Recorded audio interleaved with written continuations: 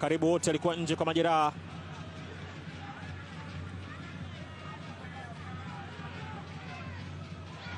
Haya, Kangwanda!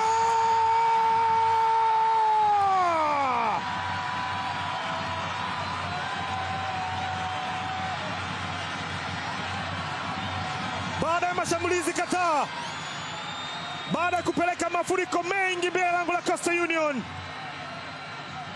baada ya kufanya kila kitu, sasa mpira wa Albert Kangwanda.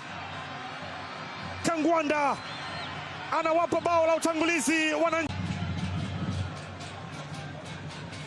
Maxi rejesha mpira ulikotoka kwa Jeshi Yao, pitisha pasi kwa Mudathir. Haya, Mudathir!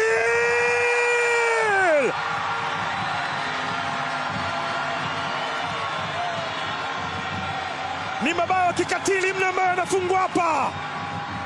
Mudathir Yahya anafunga ndani ya uwanja na amefunga nje ya uwanja.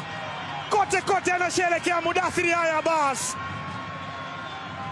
alionekana kuwa na ucho kutoka kuweka ndani ya neti za Coastal Union. Pasi imefika ile Yao kwa Satoula, katikati ya wachezaji wa Mangusho wanapokea, lakini Mudathir Yahya akadesh na kugeuka kwa mguu wake wa kushoto, akatafuta eneo ambalo lilikuwa gumu sana kwa chuma mgeni kufika. Mudathir Yahya bas kwa ukatili mkubwa mno anaandika chuma cha tatu kwa wananchi. Bao la tatu wanaruhusu Coastal Union.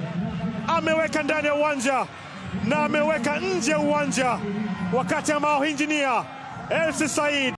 Mudathir Yao, mpira ambao unafika pembeni kwa Zakwani Hussein, kwenda kumzunguka Mchenga zamani mno, kwenda kupita naye Hussein Zakwani, mpira mrefu ndani.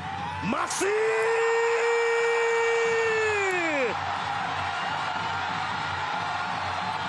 imeshindiliwa na imejaa ndani ya neti kutoka kwa Baba Paroko. Anakwenda kuongeza wigo wa mabao kwa upande wa wananchi.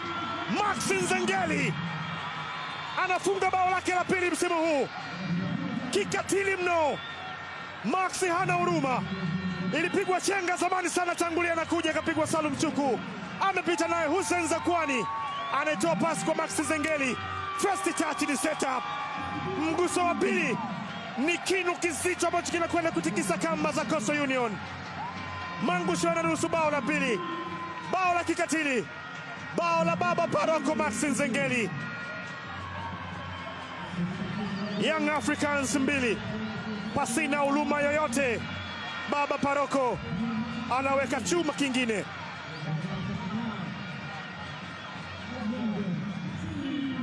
Furaha kwenye bench, furaha kwenye majukwaa.